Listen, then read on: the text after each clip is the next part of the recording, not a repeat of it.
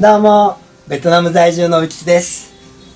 今日はね、この CD50 のエンジン、ジェネレーターをね、組み立てていきたいと思います。このジェネレーターのコイルね、なんかいろいろ問題はありそうなんですけど、今回とりあえずはね、こいつをつけて、まずエンジン始動できる状態にしたいと思います。なんで、まずはこれを掃除なんだが、これがね、液体ガスケットがすごいんですよ。もうありとあらゆるところに塗ってあって、これネジ取らなきゃ。こいつはもう使わんから潰していいやろ。うわ、がっつり食い込んでるな。無理だ。バイスプライヤー。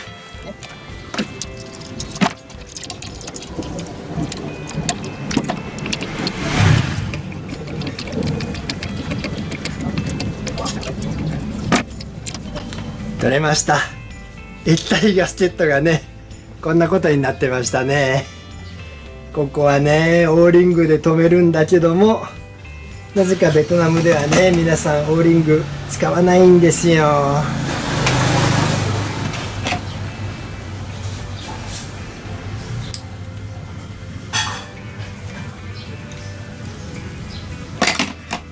これもね、液体ガスケット塗ってるけど、本来こんなことしなくってね、止まるんですが、これに関してはね、ベトナム側の事情もあるんですよ。何かっていうとね、これの品質が悪すぎてね、これだけで止まらないやつがあるんです。いいや。これで、一回掃除をしたいんだが、その前にここの補修しようかな。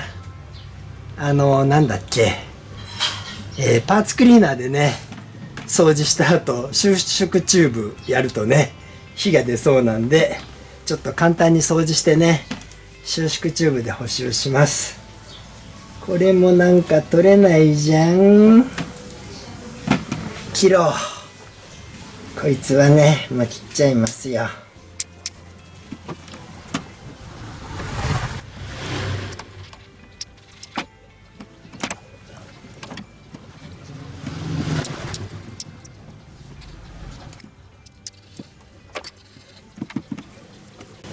ね、これが被覆が切れちゃってるんで、本当はね、配線を交換したらいいんですが、ちょっとここはね、あんまり触りたくないんですよ。あんまり触るとね、こっちの中のコイル側をね、傷める可能性があるんで、今回はね、特に役所に乗っていくのが目的なんで、上から収縮チューブしちゃいます。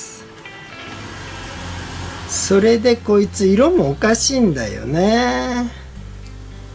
これはアースでいいんだけど、この赤い線が本来黄色ですね。で白は合ってるんだ。でこいつが信号の本当は青に白い線だけど青線になってますね。でこいつも本当は黒に赤なんだけども、途中からね黒に黄色になってるんでとりあえずこれは覚えときゃいいでしょう。でなんせこの先が全部ね、なんでか知らんけど全部赤い線でつないでるんだ。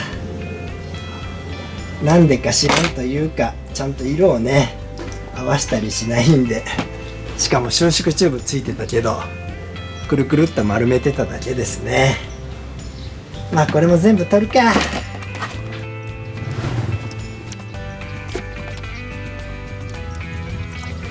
とりあえずね、収縮チューブかぶせます。2つはね OK ですが、3つが被覆が破れてましたね。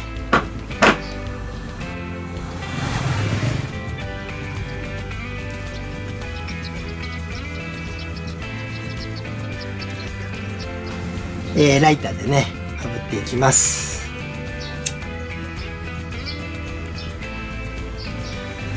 これでいいでしょう。それで掃除をするんだ。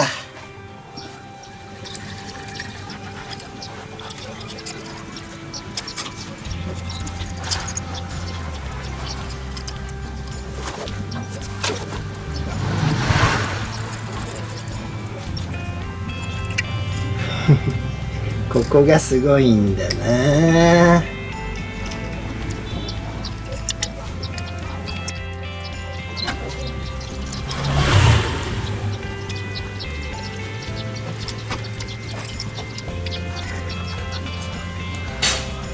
一旦パーツクリーナー使おう。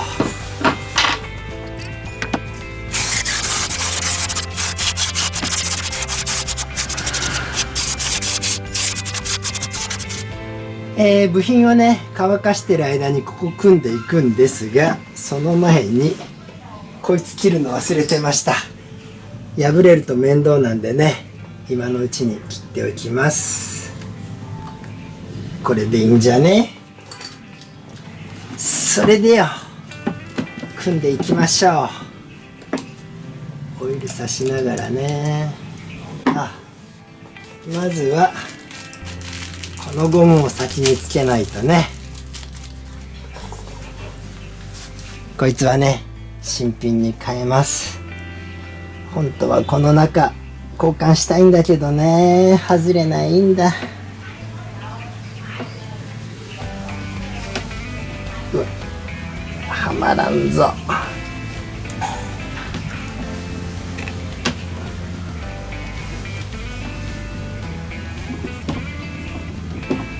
うわ、径が違うのか。なんだろうな。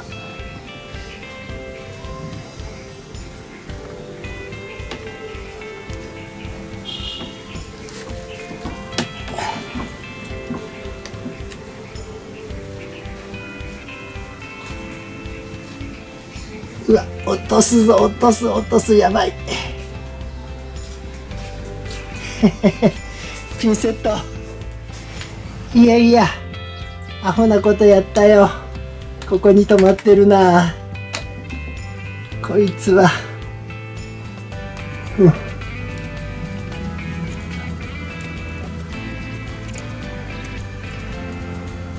無理。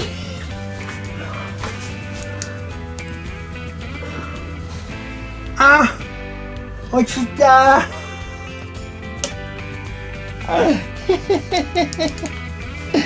どうするよ。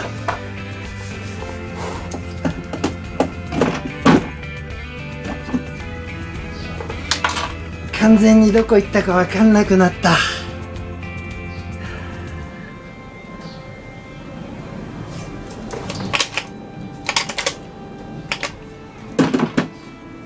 あんまり回すとおかしくなるよね。落ちてきた。やった出てきましたよ。びっくりした。もういやいやいやいや。よいしょ。これ今つけようとしてたゴムでね、外してたやつ、もともとついてたのを取ってきたんだけど、明らかに太さは違うんだが、潰れたのか最初から小さいのか。ちょっと一応新しいの入れたいんでね、ここに落下防止のビニールはめてもう一回チャレンジ。はまんないかい。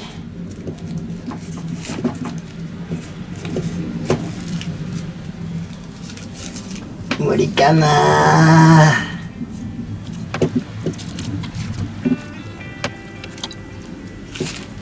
無理っぽい感じだな。どうしよう。あんまり切りたくないけどな。ちょっと切ろうかな。少し切っちゃおう。ボルトみたいなね、六角形の切り方してきました。いやいや、なかなか苦しいな。さすがに無理にでも入れたい。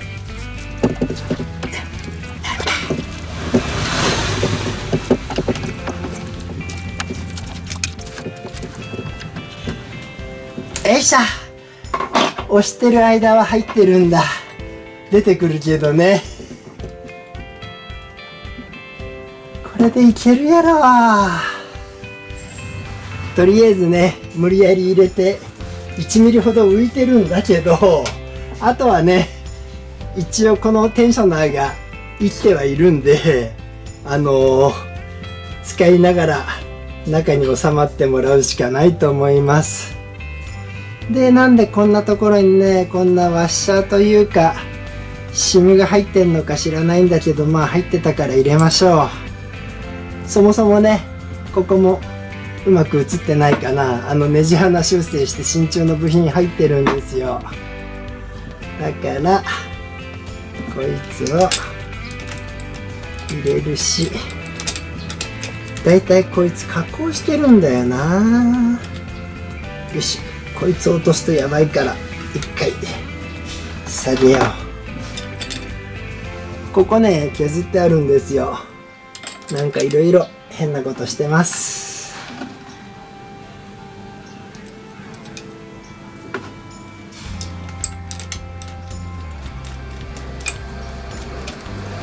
とりあえずはまりゃ OK。 グッと締めてオイル塗ってこいつをはめる。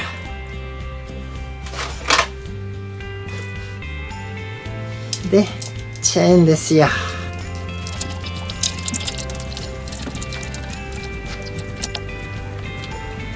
これで OK やろ。あとは動きながら馴染んでってくださいといういい加減なやり方だけど、いや、動いてるうちに落ちてくやろっていうか、手で押せば下がるんだもんな。いや、苦戦してる間にね、ちゃんと乾きましたよ。で、これなんでね、被覆が破れたかっていうと、こういう金属がね、ついてなきゃいけないのについてなかったんですよ。これはね、前に他の壊れたジェネレーターから外して持っておいたんですが、取っといてよかったですね。まあまあそういうことをするからゴミがたまるんだが、ハンマーどこよ。ハンマー忘れてました。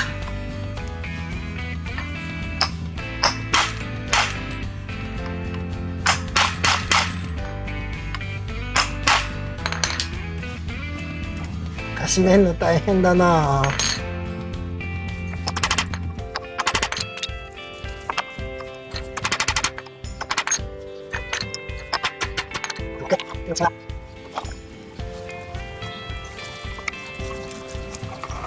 直接叩くか。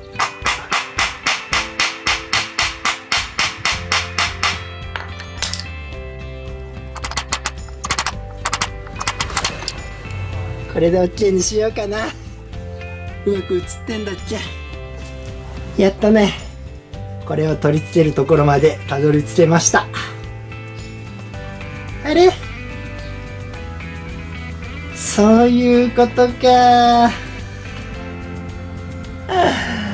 いや、何かってね、ゆるゆるなんですよ。だからオイルシール塗ってたのか。まあじゃあここはオイルシールじゃないや、液体ガスケットね。液体ガスケット塗ります。もうこんなんじゃ話になんないよ。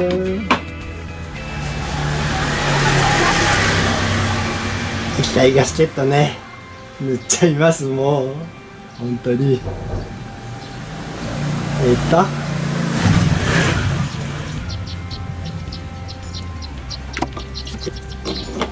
あんまりここは変なことせん方がいいかな。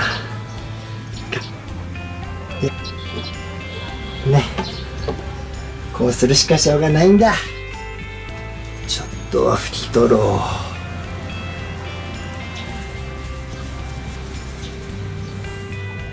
う。で内側にシリコングリース。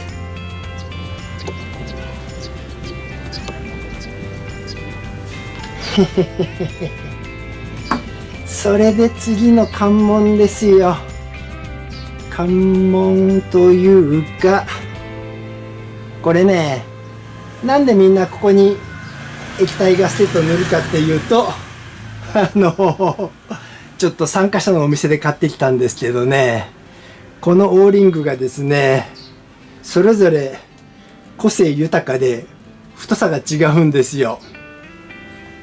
これなんてね、細すぎてオイル漏れするんですが、実はこの一番細いのがね、純正にぴったりなはずなんです。でこいつなんて一番太いからはまんないもんな。一応はまるのか。でもはみ出しが多くってね、それになると今度はめる時に破れてやっぱりオイル漏れするんですよ。だからね、ちょうどいいやつをはめてシリコングリースにしないとね、オイル漏れするんですよ。ねえ。ちなみにこの溝自身がね、純正品より広い気がするんだな。またここもシリコングリース塗ります。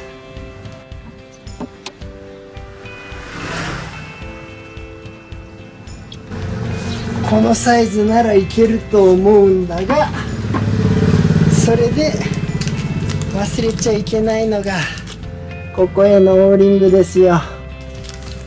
こいつがね、みんなないからオイル漏れするんだ。うまくいくかな。ちょっとハマりが浅い気はするけど、どうにかいくでしょう。でこの向き、こいつが邪魔。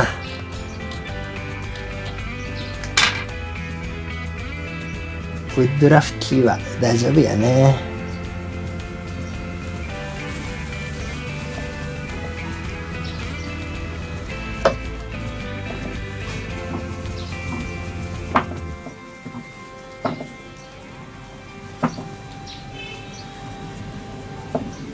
はい、はまった。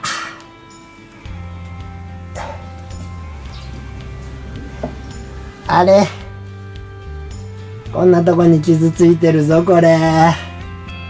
まあいいや、まずネジ締めよう。ここはね、ちょっと大きめのビットでしっかり締めていきます。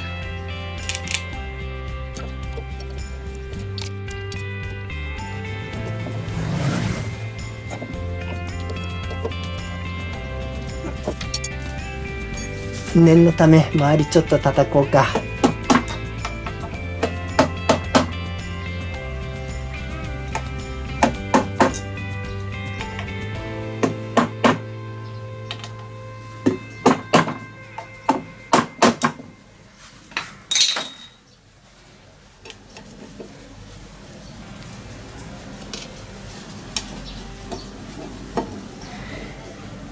へい、これでいけるはずなんだ。いやー、今日ちょっとね、こっち全部終わらすつもりだったんだけども、実はもう時間がないんですよ。なんでね、ちょっと今日はジェネレーター側全編って形でね、これで終わりにします。なんで今日はここまで。それではまた。